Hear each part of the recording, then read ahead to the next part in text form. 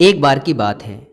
एक बौद्ध भिक्षु और उनका शिष्य गांव-गांव घूमकर लोगों को धर्मोपदेश दिया करते थे। एक बार जब वो एक गांव में धर्मोपदेश देकर वहां से चलने ही वाले थे कि तभी जोरों की बारिश शुरू हो गई। उन्होंने बहुत देर तक प्रतीक्षा की, लेकिन बारिश रुकने का नाम ही नहीं ले रही थी। तो उन्होंने निर्णय लिया कि वो इसी गांव में एक छोटी सी कुटिया बनाएंगे और अगले कुछ हफ्तों तक इसी गांव में रहेंगे। उन्होंने गांव के बाहर एक छोटी सी कुटिया बनाई और वहीं रहने लगे।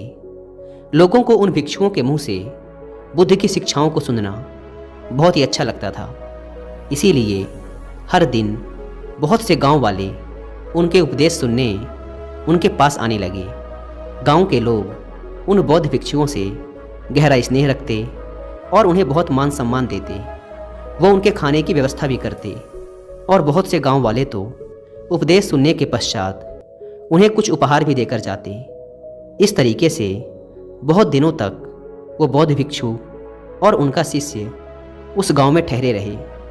फिर एक दिन अचानक बौद्ध भिक्षु अपने शिष्य से कहते हैं कि हम बहुत दिनों से इस गांव में रुके हुए हैं, अब हमें यहाँ से चलना चाहिए। यह सुन शिष्य कहता है, लेकिन क्यों गुरुजी, हम यहाँ कितने अच्छे से तो रह रहे हैं, यहाँ के लोग कितने अच्छे हैं, ये हमें इतना मान सम्मान और उपहार भी तो देते हैं। क्यों ना हम यहाँ कुछ दिन और रुक लें और उसके पश्चात हम यहाँ से चले जाएंगे और तब तक हमारे पास बहुत सी दान दक्षिणा और उपहार भी इकट्ठे हो जाएंगे। शिष्य के मुंह से ऐसी बातें सुनने के बाद गुरु ने कहा, नहीं, अब हम यहाँ और नहीं रुक सकते।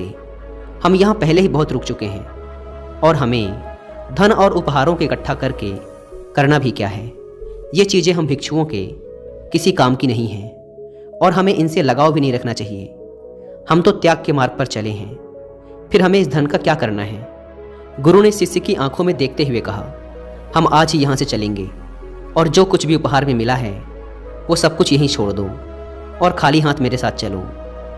शिष्य तो वो सारे उपहार अपने साथ ले जाना चाहता था, लेकिन वो गुरु की आज्ञा का उल्लंघन भी नहीं कर सकता था। इसीलिए वो जाते जाते कुछ चांदी के सिक्के बिना गुरु को बताए अपने कपड़ों की पोटली में छिपा लेता है। जैसे ही वो कुछ दूर चले, उन्हें रास्ते में एक बहुत बड़ी नदी मिली। वो जिस गांव में धर्मोपदेश के लिए जाना चाहते थे, वहां तक पहुंचने के लिए उन्हें इस नदी को पार करना ही था। जब वो नदी के किनारे पर पहुंचे तो वहां एक नाव चालक बैठा हुआ था। उसने दोनों भिक्षुओं को देखते ही कहा, मैं आपको ये नदी पार करा सकता हूँ। वैसे तो मैं लोगों से नदी पार कराने के 2 चांदी के सिक्के लेता हूँ, पर क्योंकि आप लोग भिक्षु हैं, इसीलिए मैं आपको केवल 1 चांदी के सिक्के के बदले ही नदी पार करा दूंगा।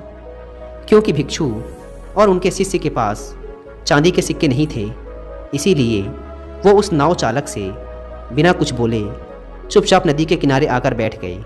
हालांकि शिष्य ने चांदी के बहुत से सिक्के अपनी पोटली में छिपा रखे थे, लेकिन वह उन्हें निकाल नहीं सकता था, क्योंकि उसे डर था कि गुरुजी उस पर गुस्सा होंगे।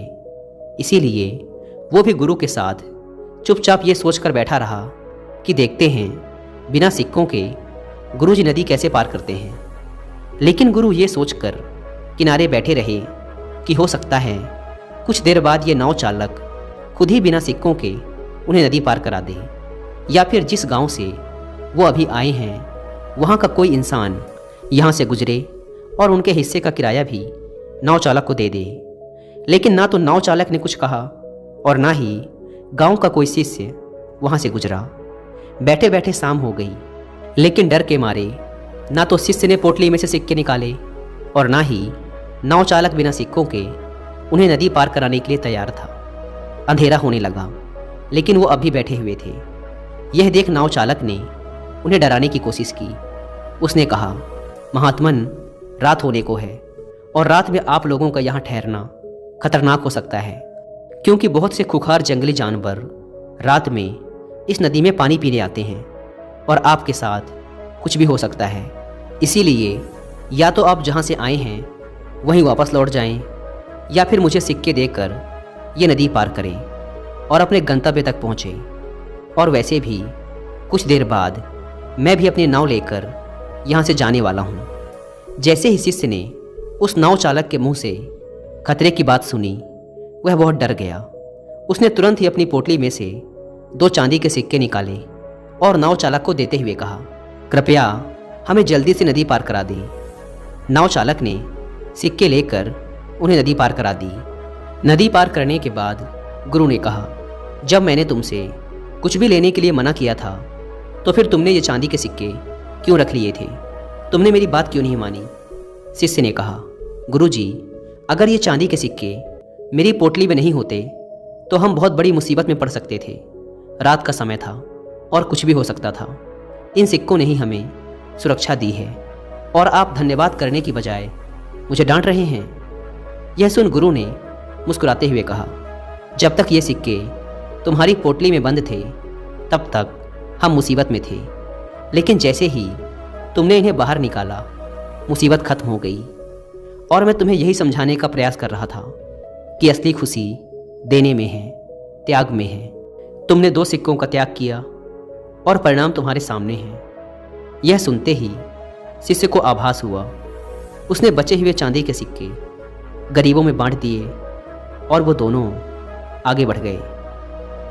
दोस्तों, इस कहानी की सीख यही है कि हमें अपने जीवन में सांसारिक वस्तुओं से अधिक लगाव नहीं रखना चाहिए और अपनी आंतरिक खुशी पर ध्यान देना चाहिए और केवल उतना ही इकट्ठा करना चाहिए जितना एक सुखी जीवन जीने के लिए जरूरी है, ना कि दिखावा करने के लिए और लोगों की नज़रों में अमीर दिखने के लिए।